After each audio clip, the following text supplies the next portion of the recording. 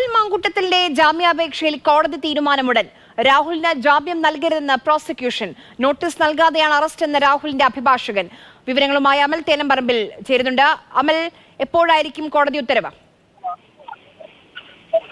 ഹരിയായിക്ക് ഈ ജാമ്യാപേക്ഷയിലെ വാദം പൂർത്തിയായിട്ടുണ്ട്. അല്പസമയത്തിനകം തന്നെ കോടതി ഈ വിഷയത്തിൽ വിധി പറയും.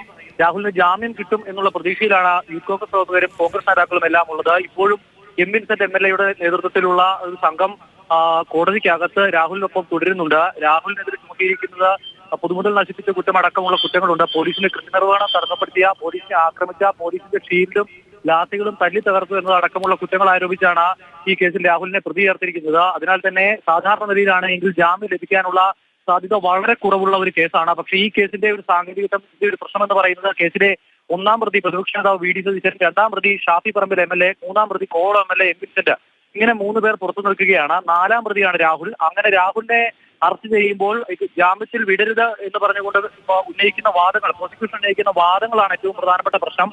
പ്രതി പുറത്തിറങ്ങിയിട്ടുണ്ടെങ്കിൽ ഈ സാക്ഷികളെ സ്വാധീനിക്കാൻ സാധ്യതയുണ്ട് എന്നുള്ളതാണ് പറയുന്നത്. രാഹുലിനേക്കാളും സ്വാധീനമുള്ള പ്രതിപക്ഷ നേതാവ് അടക്കമുള്ള 3 MLA പുറത്തു നിൽക്കുന്നു. അങ്ങനെയുള്ളപ്പോൾ രാഹുലിനെ കസ്റ്റഡിയിൽ വെച്ചുകൊണ്ട് എന്താണ് കാര്യം, ജാമ്യത്തിൽ വിടാതിരുന്നത് കൊണ്ട് പോലീസ് കസ്റ്റഡിയിൽ വിട്ടുകൊടുത്തുകൊണ്ട് എന്താണ് കാര്യം എന്നുള്ളതാണ് പ്രോസിക്യൂഷൻ ചോദിക്കുന്നത്.